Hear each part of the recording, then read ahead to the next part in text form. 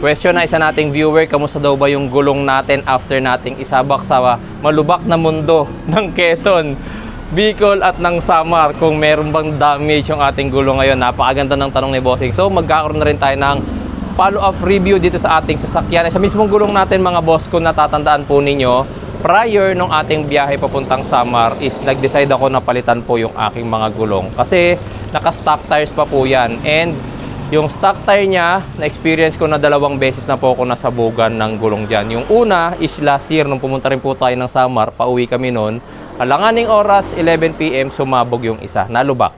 Okay? So yung pangalawang beses na nasabugan po tayo, doon naman sa may Marikina, nalubak din. Okay? Yung third, hindi naman siya sumabog, natusok po siya and butas. Okay? So nag-decide kami bago bumiyahe ng Samar dahil malayo-layo yun. Kahit makapal pa po yung gulong niya, guys, 2022 po itong sasakyan ko. So 4 years pa lang yung mga gulong, hindi pa po yun expired. And makakapal pa po. Kasi 27,000 pa lang odo ng Okavango ko nung bago kami mag-Samar. So makakapal pa po yun. Pinakita ko rin po yun sa video nung nagpalit ako ng gulong. So ngayon, kamusta daw po yung aking gulong? Ito siya mga bossing. Bale, yung pinalit kong gulong nga pala sa aking Geely Okavango is Auto Green. Auto Green. Okay, sa mga nagtatanong saan ko siya nabili, ilalagay ko po yung kanilang Facebook page diyan sa ating comment section para kung if ever gusto niyo bumili, kayo na lang po ang bahala. Ngayon, eto mga bossing. Syempre, isinabak natin to sa mga lubak-lubak sa Samar. And ang napansin ko sa kanya, in-inspect ko rin siya pag uwi ko and wala akong nakitang damages. Okay? Merong mga indications na may tinamaan silang mga bato kagaya niyan. May mga kagaya niyan, parang gumuhit pa nga, 'di ba? Ayan, kagaya niyan.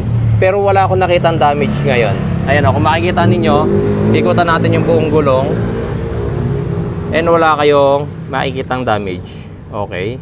May mga siya, yung halatang kumayod siya sa mga bato-bato. Yes, meron. Ayan, kagaya niya, may mga kinayuran niya yung bato kasi nga po, maraming lubak sa Quezon, Bicol, tsaka sa Samar. Ngayon, yung dati kong gulong, hindi ko na lang papakita sa inyo kung ano yung kanyang brand. Pero ayan, makikita nyo po dyan sa video na yung stock tire po niya is mahina po yung sidewall. Madali po siyang makrak.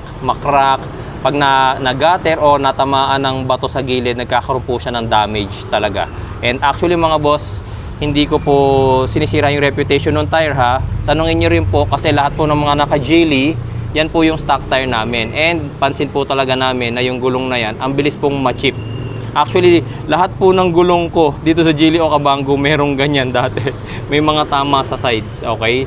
So, hindi nga pala akong first owner nito guys ha. Second owner na ako.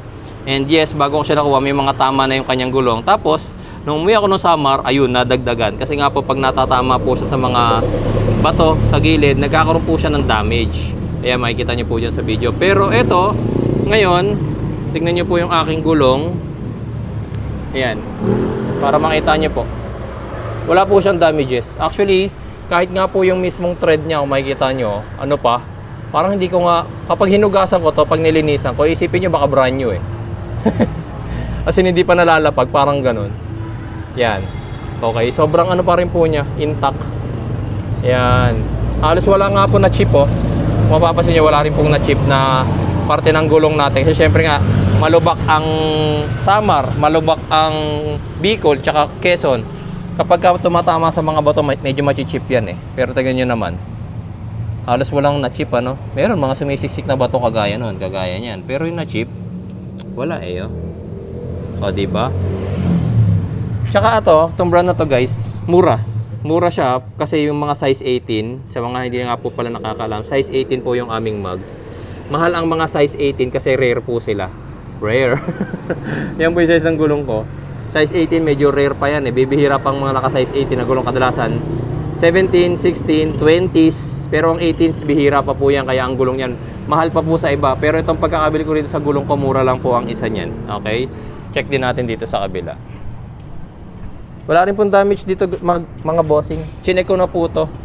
Ayan, makikita nyo rin may mga pinaggasgasan din ng mga bato-bato. Ayan, mga napaggasgasan din sa bato-bato sa lubakan session. Pero walang damage. Yun po yung kagandahan sa kanya. Ayan, walang damage. Hanap tayo.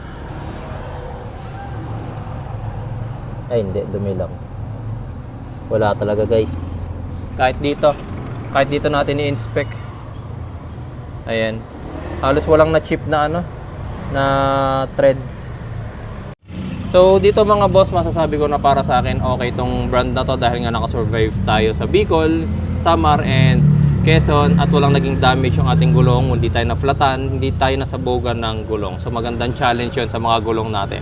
Okay, so kung kayo man po is naiisipan na bumili rin po ng gantong gulong, message nyo na lang po yung kanilang Facebook page mga bossing. Mura na, quality pa.